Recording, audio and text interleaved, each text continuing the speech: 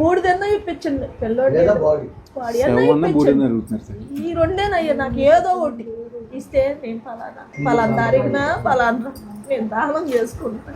అంతకన్నా నాకేం వద్దయ్యా, నేను ఆల్రెడీ కష్టాలు పడి బతికానయ్యా. మనం మే 9 నుంచి ఆ తర్వాత ఎవరెవరి దగ్గరికి వెళ్ళి మనం కంప్లైంట్ చేసినాం, కమిషనర్ సిపి దగ్గర చేసినాము. మా అమ్మాయి వచ్చారండి, నాకు ఫోన్ చేసి మా అబ్బాయిని చంపేస్తున్నారంట కృష్ణలంక పోలీస్ స్టేషన్లో, ఎవరన్నా జర్నలిస్ట్ని తీసుకొని రమ్మని చెప్పారు, అర్జెంటుగా రామా అని అన్నారు. సరే ఆ రోజు సాయంత్రం నేను వెళ్ళి ఏంటండి సిస్టర్ చెప్పింది, నీ కొడుకుని చంపేస్తాను, నువ్వు దండ రెడీ చేసుకోమన్నారంట. ఎందుకన్నారు, మీరు చంపేస్తాను అన్నారు, దండ రెడీ చేసుకోమన్నారు. అది 9వ తారీఖు కాదండి, తర్వాత వెళ్ళానండి. వెళ్తే బయట అడిగితేనేమో అశోక్ అనే కానిస్టేబుల్ ఉన్నాడమ్మా, ఉన్నాడు పంపిస్తామని చెప్తున్నారు. ఎస్ఐ గారిని అడిగాను, ఎస్ఐ గారు ఏమో పైన ఉన్నాడమ్మా అని చెప్తున్నారు. సిఏ గారి దగ్గరికి వచ్చి అడిగితే ఆయన సరిగ్గా సమాధానం చెప్పట్లా. ఏంటి వీళ్ళు ఇలా చెప్తున్నారని నేను ఇంటికి వచ్చేసామా, నువ్వు రా రేపు పొద్దున్న తీసుకొని వెళ్తాను. మళ్ళీ ఈవిని తీసుకొని వెళ్ళాను. 2వ రోజు మళ్ళీ వెళ్ళానండి.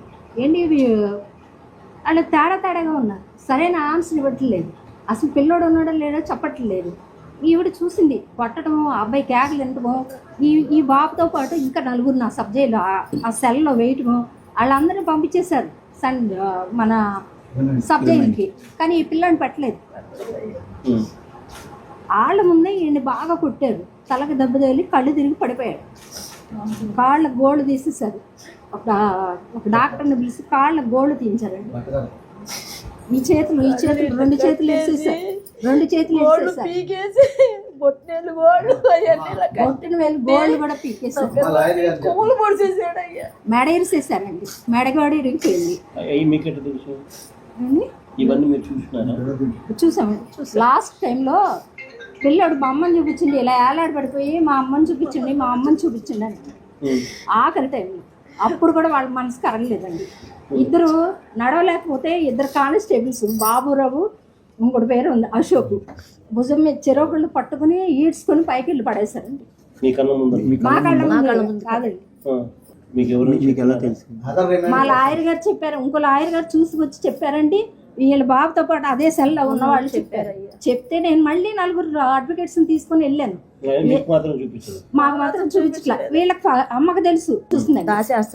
రాసేస్తున్నారు పైనుంచి కేకలు వినపడతలే, నాకు కొట్టుడు వినపడుతుంటే కిందకు వచ్చి ఇదండి మా అబ్బాయి అన్నాడు, మా అబ్బాయి ఆ కేక, నేను వెళ్ళిపోతాను, మా అబ్బాయిని చూపించండి అంటే, ఒకసారి చూపించండి అయ్యా, పోనన్నా చేపించండి అయ్యా, ఆడు చూడందే ఉండలేడయ్యా, నా బిడ్డను అంత అన్యాయం చేశాడయ్యా, నాకు చెప్పాడయ్యా, 2 సార్లు చెప్పాడయ్యా.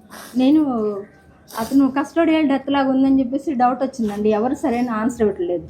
చివరిసారిగా గొడవేసి అడిగాను సిఐని, ఏం చేస్తావు చేసుకో, నీకు దిక్కున్న చాటు చెప్పుకో, రిట్టేస్తావా వేసుకో.